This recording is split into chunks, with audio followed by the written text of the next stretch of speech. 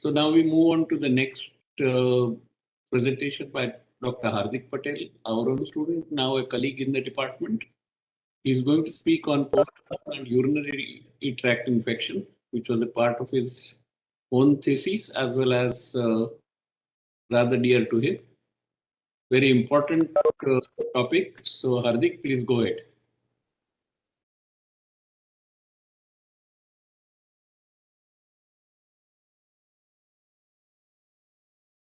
We can see your slide but can't hear you.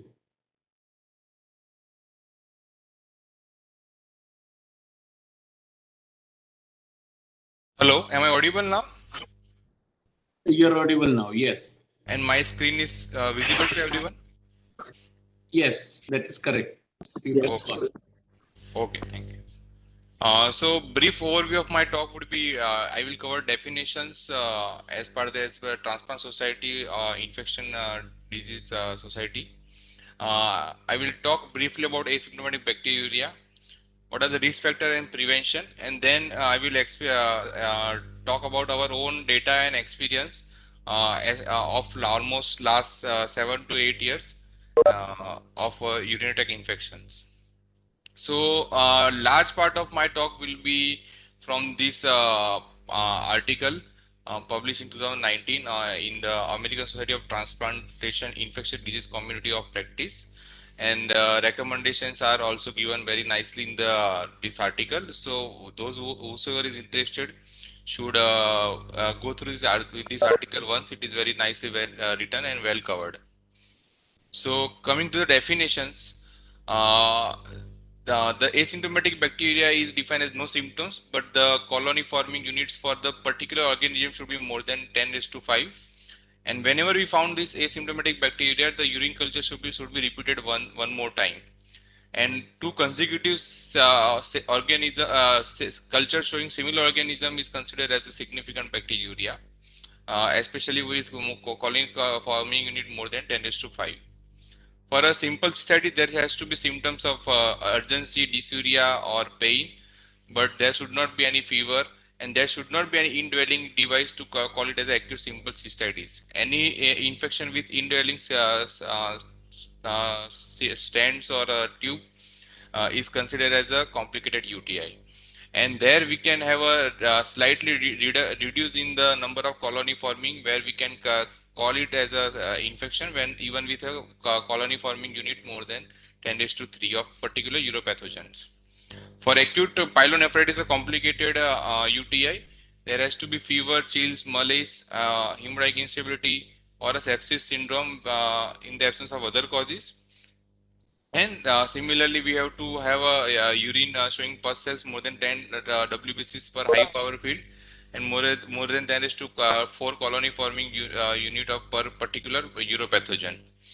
Uh, uh, about this diagnosis, certain organisms should not be considered as a urinary tract pathogens like Staphylococcus epidermis, Lactobacillus, and Gardnerella. Whenever these are grown in the culture, we should repeat the culture and see for the contamination. And another important thing is specimen collection. So all should be midstream specimen collection after cleaning of glands or private parts. In case of catheterized patient, if catheter is more than 2 weeks old, the catheter has to be changed and new sample has to be taken. Incidence. Coming to incidence, the prevalence is the range is very wide, and that is mainly because of different diagnostic criteria and different definition used by the different studies. And another thing is many centers have different prophylaxis regime, as well as and scientific practices are more prevalent when it comes to UTI. In Spanish registry, when there were more than 2,000 renal transplant recipients were followed up for 1 year. So maximum number of UTI episode happens during the first 6 months of post transplant, and in that registry, it was almost 84% of patients develop UTI in first 6 months. So that again is it tells us that some of majority of the urinary infections could be hospital derived also. So coming to the risk factors, so the risk factors can be divided into non-transplant risk factors or typical transplant-related risk factors. In non-transplant, as we all know, female sex, diabetes, older age, previously bladder disease or a previous history of catheterization and previous history of UTI are all the regular risk factors for all patients. Particular transplant-related risk factors are presence of DJ stents, presence of reflux or a bladder disorder, patient developing rejections or receiving treatment for rejections, and sometimes infection can be from the disease donor or a donor-derived infection can be there, especially in the cadaveric situation. And use of induction agent, although it is not known to cause a bacterial infection, but definitely there are enough studies which shows that ATG has a more UTI compared to basiliximab. And often missed and common lay stock risk factor is local environment and the prevalence of MDR organisms in a particular hospital setup, which we do not focus or which is not published in the literature much. And that I will prove this by at the end of our end of my talk. What we commonly miss is clinical manifestation is standard like any other urinary tract infection, but I will like to mention that some of the transplant patient, because the kidneys are denervated, they may not develop graft tenderness. So graft tenderness is not a reliable sign. If a patient has fever, leukocytosis, hypotension, elevated creatinine, with or without urinary tract symptoms of urinary tract infection, only graft and absence of graft tenderness does not denote pyelonephritis. And their presentation could be graft dysfunction in the early post-transplant period without any symptoms, and that should be kept in mind in early transplant post-transplant period. Coming to antibiotic resistance, because all the now it's a era of MDR organisms, and all the prophylaxis which were used previously for urinary tract infection are not effective. Especially to mention the trimethoprim sulfamethoxazole, in the study from Netherlands, almost 83% of E. coli in the urine cultures were resistant to this commonly used molecule. So now it is no longer a urinary prophylaxis agent; it is more for a PCB. Now the word on the asymptomatic bacteriuria, whether to treat or not to treat. So routine treatment is not recommended. Treatment is recommended when there are two consecutive urine sample yield similar uropathogen in the first 2 months of the post-transplant. So two consecutive positive samples in initial 2 months, we can consider treatment, not always, and the treatment should be short duration of treatment. And in this kind of situation, we should wait for a culture reports to be available and choose narrowest spectrum available antibiotic, and not for more than 5 days to prevent development of antibiotic resistance. But again, advantage of this practice is not evidence proven, and that should be left to the treating physician. When not to treat is any asymptomatic bacteria beyond early transplant period should not be treated. There should not be any empirical antibiotic for asymptomatic bacteria. You should wait for a culture reports and you choose almost narrow spectrum antibiotic. Do not treat asymptomatic bacteria if second culture shows clearance of initial bacteriuria. So always two consecutive cultures should be there to even for treatment, and should not treat asymptomatic bacteria of MDR organism, especially because if you treat asymptomatic bacteria with higher drugs, then the subsequently development of resistance will lead to future failure of treatment. So should not MDR organisms of asymptomatic bacteria should not be treated. A word about asymptomatic candidiuria.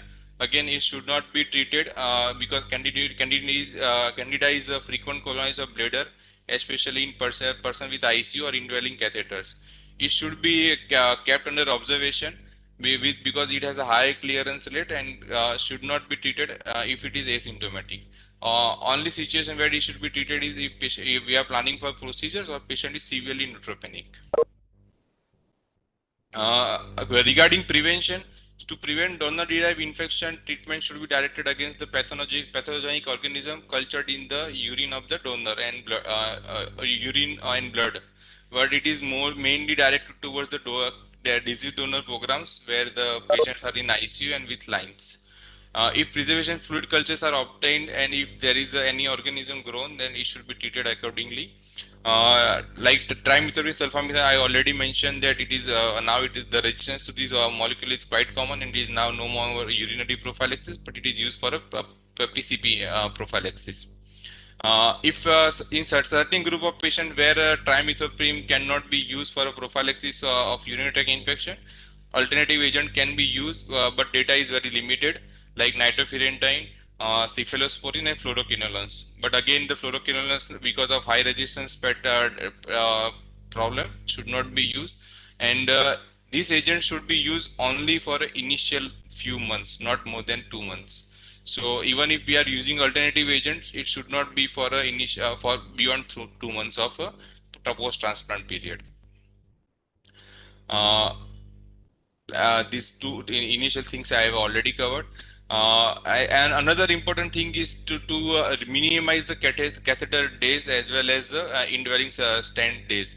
That will significantly reduce the UTI episodes. But whenever we thought of a removal of early stents, we should also keep the mind in mind that increasing the risk of urology complication. So as far as all the studies are concerned, up to 2 weeks there are no significant increase in risk of infection. Beyond 2 weeks, the risk keeps on increasing. So up to 2 weeks there is hardly any difference whether we remove it early or not. So a word about ureteral stents, which is very much talked about whenever there is infection. So Cochrane review has found that urology complication are significantly decreased by putting stents, but again there is an increased risk of UTI. In the meta-analysis, it was not clear that stent increases the risk of the UTI. If we use the definition of symptomatic UTI, then there is not significant difference. But if we consider all the culture positivities, yeah, asymptomatic bacteriuria, then stents leads to increase the incidence of UTI. But if we see only symptomatic, then there is not significant. It is not significantly difference. Again, duration of stenting is also important. Any stents keeping beyond 2 weeks or increases the risk of urinary tract infection. So whenever the stents are there, there should be a balance between risk of urological complication versus infection. So coming to our own experience, the first when I joined, I was given a topic of nitrofurantoin randomized control trial for a post-transplant UTI. Then we did tried a bedside commode. Then in 2019 we started to shift the patients from the transplant ward to special room, and then in 2019 we had a new transplant ward.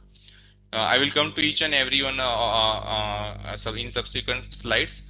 And in between, we kept on trying duration of DJ, duration of PUC, and DJ versus no DJ, PUC versus SPC. And what really worked, we'll come to know in subsequent slides. So first was nitrofurantoin prophylaxis randomized control trial, in which we used nitrofurantoin over and above trimethoprim sulfamethoxazole in randomized control trial for initial 3 months.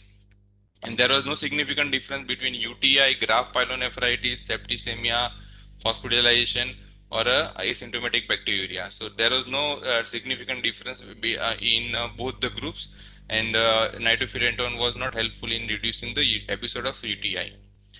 The another reason for failure of this randomized control trial was because there was significant number of pseudomonal infections, which was prevalent in our transplant unit, and nitrofurantoin is not very much sensitive against the pseudomonal infection. So center with a high prevalence of E. coli, Klebsiella, it is we can certainly think about using nitrofurantoin, but centers like our where the pseudomonal infection rates are very high, it is not worthy molecule. And another conclusion from the another finding from the study was that PUC, SPC, and DJ duration was significantly associated with increased urinary tract infections, and it should not be used in a center with a high prevalence of pseudomonal infection. Then because this failed, we tried using beds, because we in our transplant ward we had a common toilet and bathroom for our patients. So we tried using a bedside commode for each and every patients. And initial results were quite promising. Study group had a significantly lower UTI, so lower bacteriuria, and fewer number of UTI episodes. But subsequently over the time again this also failed. Then we tried different strategies for a catheter days and DJ removal days, but again that also did not help us much. We also tried to put doing PUC versus SPCs. Again, there was not much of difference between symptomatic UTI. Obviously, there was some reduction in asymptomatic bacteriuria, but there was not much difference between symptomatic UTI with SPC. In fact, it was the number was slightly on higher side with SPC. So finally, what we started doing is we started shifting the patients immediately after transplant to the special ward till we had our new transplant ward, which was now is functional, and it has separate cabin and separate toilet and bathroom for each and every patients. So you can see the after this shifting and new ward is in action.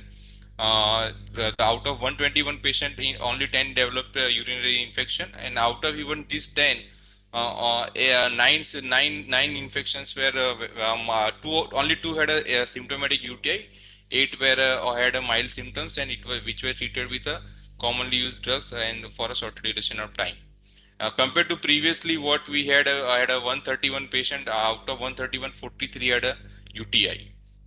And at that time, we even calculated the cost of a single episode, which was coming around 1.5 lakhs because of MDR organisms which were prevalent. So with this strategy, only separate toilet, separate bathroom, and isolating the patients, now the UTI rates are in very much control. So as I told you, the risk factor which we never talk, and as also initially elaborated by the Dr. Raja Purkar sir, was that whenever we break the protocols, and then we start getting infections.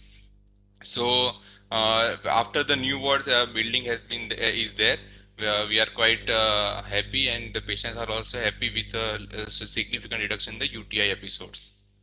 So to conclude my talk, the prevention is the only way forward, because no oral prophylaxis are effective in today's time, and treatment of asymptomatic bacteriuria should be limited to the certain group of patients only. Thank you. Thank you, Hardik, for a very nice presentation